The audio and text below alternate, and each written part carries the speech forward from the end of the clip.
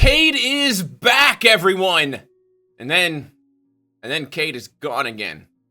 Cayde pulled a reverse Jesus on all of us, entered our lives once again, and then just disappeared 3 days later.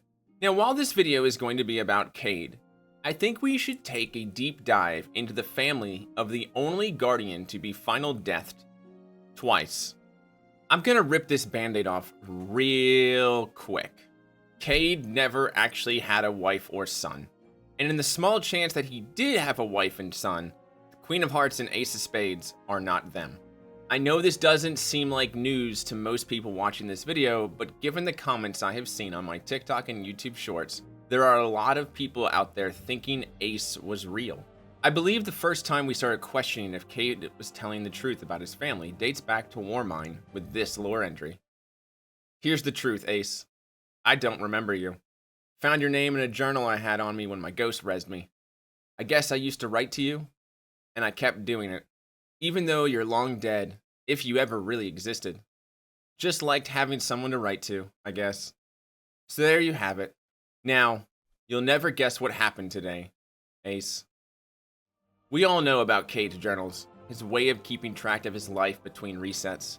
For those that do not know, when an exo is reset, they also have their memories wiped. Cayde found a way to get around this by writing to himself and someone he believed was his son. We finally got confirmation in Forsaken after Cayde's death that his Queen of Hearts and son Ace never actually existed, and were just a way to make sure he stayed on a good path.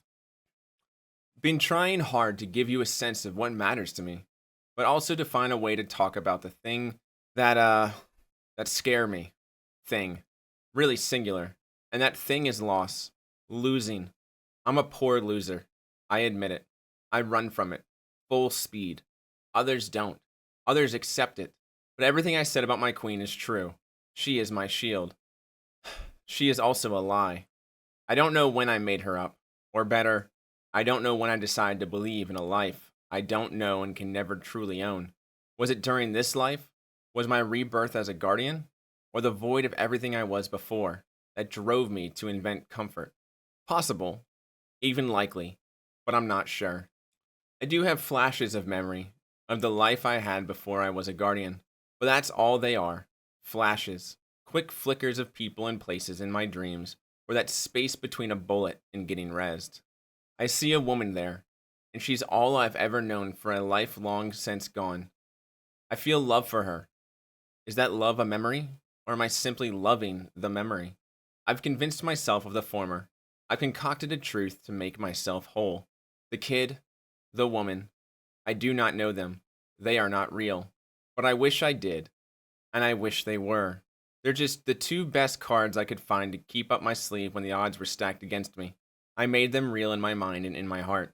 I fell in love with the idea of them, and I crafted a truth that allowed me to feel. In truth, it was selfish. When I came to for the first time, I felt so alone, broken. My ghost tried to comfort me, but this life felt hollow, so I ran. With the flashes, like daydreams, they promised something more. Something other than suffering and war. So I clung to them, and I built my truth, and it made me a better man. Some would dispute that fact. Some would say, a good man who lies to himself is good only because he hides from the truth. But I disagree. I think in this world you need to find what is best in you and cling to it. That's all I did. I found what moved me, and I fought for it. Without Ace, and without my queen, to listen to hear me, to see me, there's no telling who I would have become. But I know, and I know there's a chance it wouldn't have been very nice. So that's what I'm offering to you here, a chance. Look at my life. Look at the things I've said, the things I've done. See how the promise of a simpler life and true, pure love, even if it was all just a game, see how it drove me, directed me. Now go find your own. I know this confession isn't as clean as you may like, but then again, it's not a confession. It's a warning. Find the path to your best self and walk it, because the alternative is a lonely road. Don't you ever forget it. Otherwise, I may just have to come back and kick your ass. See you later, pal. Cayde flat out tells us his family was never real, but something he held on to give him purpose and direction. But even though he never actually had a family of his own, does not mean that he didn't use real emotions and real people in his life to form this lie around. If you've ever seen the amazing movie Memento, you'll understand this concept. But if not, here's a short, spoiler-free synopsis. A man who cannot form new memories tattoos important moments on himself so that he could remember. This becomes an issue when he isn't sure if all his tattooed memories are factual or lies, and he's being used for nefarious purposes. This is what Cayde did, gave himself memories that were not completely true to drive him. There has been speculation for a long time that his ghost Sundance was named after Maya Sundaresh. Cayde was a bodyguard for the Ishtar scientist and was deeply in love with her, even though she didn't even know who he was. The coast is different, beautiful and unbroken, and timeless. It teems with new life. Every big brain in the system has their sights on the Academy. We were there for the Ahamkara, parasitic reptilian critters that appeared out of thin air. Inexplicable genome, new proteins, so much potential. And me, I'm there for her. Dr. Maya Sundaresh. She's poured into the research, on the brink of another breakthrough, focused on devouring every new data point. Brilliant, driven, beautiful. I can see her so clearly. Dark hair split into smooth, shimmering strands fanning over her forehead. Gray irises blooming as she looks up from her work and to see me standing there beside her, realigning. No, she doesn't know me at all. Doesn't even recognize my face, even though I've been standing over her shoulder for months. I'm nothing more than a fixture, a required imposition, an unwanted necessity. I'm no egghead. Never was. Just like now, back when I was on a need-to-know basis, and the only thing I need to know is that nothing and nobody gets through that door and past me without at least 3 layers of security clearance and a whole lot of muscle. Still, I think about saying something. Saying anything. In a second, my mind rifles through a trillion possibilities. But she's already turned back to her work. I shuffle my feet, straighten my back, and return to mine. Sundaresh, Sundance. The name is very similar, so it makes sense. But that is not all. In Forsaken, there was an exotic ship that released called the Queen of Hearts, with the flavor text. She wore hers on her sleeve, had mine in the palm of her hand. Cayde-6. I know a lot of content is no longer in game, but this exotic ship entered the game with Warmind, and you would get it from Amanda Holliday before she became a chicken nugget. After pre-ordering Forsaken, you'd go to Amanda to retrieve this ship, and it said this.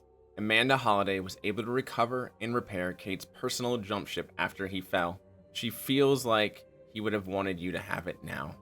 This was Cayde's personal ship, and Cayde refers to his love as the Queen of Hearts, his quote-unquote wife. And in the gameplay Final Shape Vidoc Bungie released before the DLC, they showed a bunch of playing cards in reference to the destination weapons. The Queen of Hearts is half someone we know and half someone we've never seen before. A woman and an XO. The XO is none other than Lakshmi too, and we know that Maya Sundaresh became Lakshmi from the Veil containments. Cayde-6, personal log, incidental. Maya's dead. I found her in the conductor's chair, alone. Nobody knows what she was doing. Her copy, that thing, Lakshmi, is still developmentally incomplete. It doesn't understand what happened to Maya. I had it quarantined until we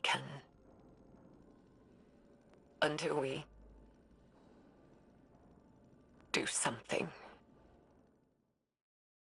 There's also an Ishtar symbol in the center of the card, making it even more obvious who the woman is.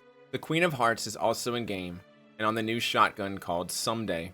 The gun does not show Maya, but there are hearts and a portrait of Lakshmi too on the side. So if the Queen of Hearts was never his wife, but instead a person in his life that he imposed a backstory and emotions on, where does that leave Ace? Well, Ace was never really his son either, but another person Cayde cared about in his life. Let's take a look at the cards again. There is an unknown XO on the Queen of Spades. This is Micah 10, one of our new vendors in the Pale Heart destination. And we find out through a couple Ghost Tracker missions that Micah 10 and Cayde-6 have a history before they were Guardians, and before Micah was even an XO. Micah 10 implies she knows about Cayde's past and is familiar with Maya Sundaresh. Maybe. But it looks like something blocked them. But I don't know how that's possible. Why? What stopped Kargan? If this log is correct, Maya Sundaresh did. Maya, why does that name sound so familiar? Why don't you and I talk about that offline, Cayde? Let the Guardian and Ghost track down Bean. Yeah, that sounds good. Then, Micah 10 asks Cayde if he remembers his past and wonders if he remembers a child. Cayde, do you remember anything from your first Exo incarnation? Some. Ain't exactly happy to talk about what I do, either. Was there a child? I think. I don't know. I remember bits and pieces. Shadows of faces. It's all a jumble, Micah. Why? It's nothing. It can wait for a more private moment. And finally, we get the details of Micah 10's and Cayde's shared past. I've never told anyone this, but I knew Cayde. Before he was a Guardian. Before I was a Guardian. We were both on Europa before the collapse. I found out about it after the Braytech facilities on Europa were unearthed. I know Guardians aren't supposed to go digging into their past, but I did. I found my Exomind archive. I found myself. Micah Abram. I grew up on Europa, and even then I was struggling to understand my identity in so many ways. As a child, I was having dreams, visions sent to me by the Traveler. I didn't understand them then, but I do now. It was preparing me for this, for loss, for losing people like Anwar, like Cayde. Cayde was the personal bodyguard of an Ishtar Collective researcher named Maya Sundaresh. He was an Exo before I entered the program. He helped me. When my fathers were away on work, Cayde would talk to me, play cards, teach me how to cope with isolation. Cayde doesn't remember. And that's okay. I can hug him one last time and remind him that he was missed, that he saved me. Cayde was a father figure to young Micah Abrams. Micah is his ace, his son. Cayde never actually had a son, just like he never actually had a wife. So just like his Queen of Hearts, he made Ace a reality through someone close to him. Micah would later transition into a woman from the young boy Cayde knew. Cayde never would have known about this change, and in the person he saw as his son. If you would like to know more and in detail about Micah Abrams, you can find their story in the Your Friend Micah Abrams lore book. You get each page by finding penguins around Europa.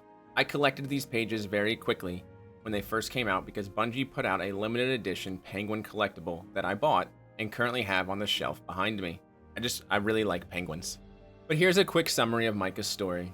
As a young boy, he came to Europa with his two dads. Micah would have dreams and would in return write letters to the Traveler. Micah's fathers helped work on the Exo program and would eventually become Exos and fight in the Vex War. Personally, I believe something weird happened to one of Micah's fathers, Hector. Micah's parents started fighting a lot and Hector kinda just disappeared. Wesley, Micah's other father, told their son he was working a lot and sleeping at the office.